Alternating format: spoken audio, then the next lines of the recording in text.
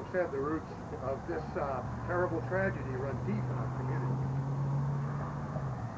Choya, rocks, and creosote, their only standing friends. Careless mistake by the train dispatcher. How will he make amends? Steam engines roared that desert morn. Face to face with destiny raced the spirits that we now mourn.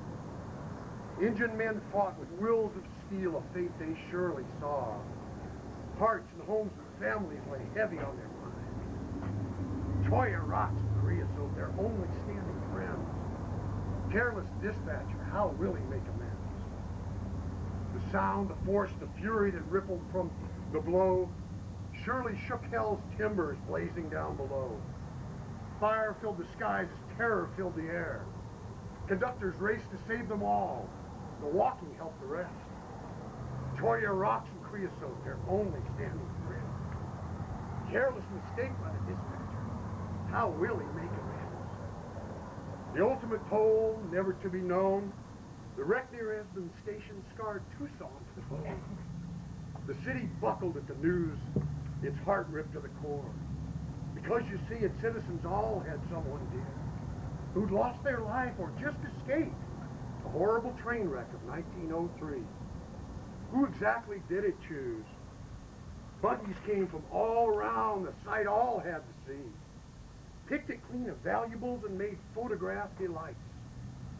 But who among those gawkers stopped to pay respects? Or was it something that they all remembered to neglect?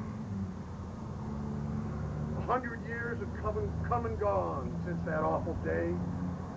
Now in respect and reverence, we gather here today. Restless souls are wandering, wondering just why. What exactly was the reason they were picked to die? Choya, rocks, creosote, their only standing friends. Careless mistake by the train dispatcher. How will he make amends? Snapped away from life's great bounty, we put them now to rest. And may we mend this gash in Tucson's soul, no longer to exist.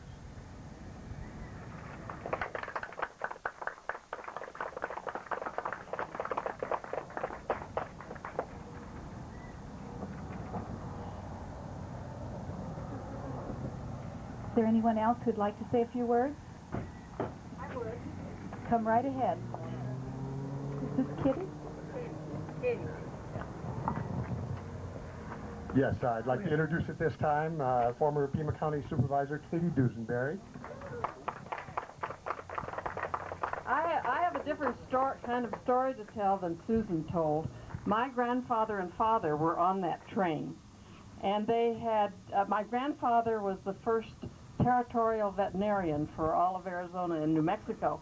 So he spent a lot of time on trains traveling all over the two territories.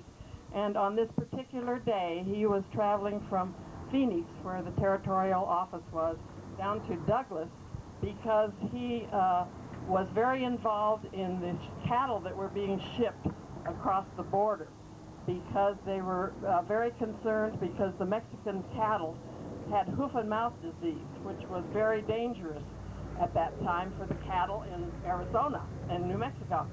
And he had developed a dipping system so that the cattle had to walk through a big vat of disinfectant with only their nose above the disinfectant to disinfect the cows that came into the United States. Anyway, that's not the real story I want to tell about the train wreck. Because my father was 5 years old, and he often went on trips with his father, my grandfather, and they were on the train that was going east.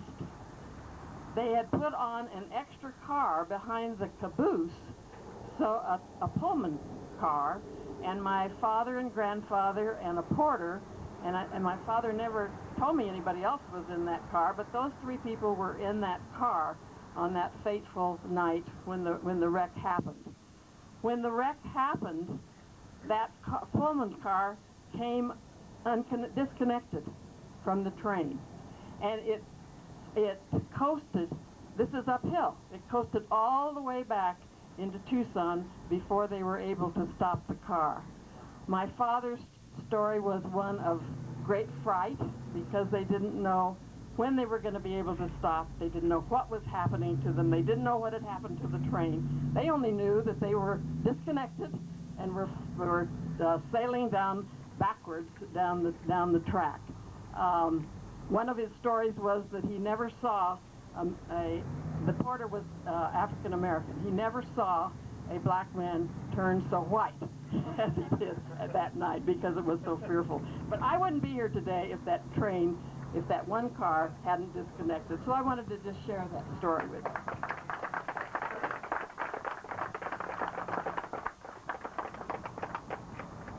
I'm Al Huffman, World War II veteran. My folks moved here to Tucson in January 44. I went through France, Belgium, Germany, through the Panama Canal of the Pacific, wound up in Hiroshima, Japan. I got out of the service January the 19th, 46.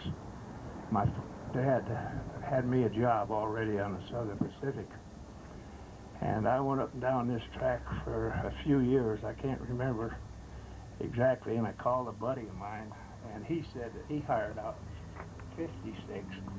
And he says the line had been changed from going through Davis-Monthan Air Base sometime between 46 and 56. So I just wanted to put my 2 cents in there.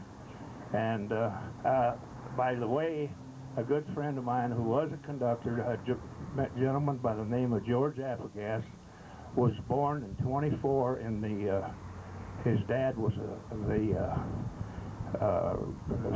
section foreman here at Esmond, and he was born in the section house in 1924. He died about 5 years ago. Thank you, folks. Have a good one.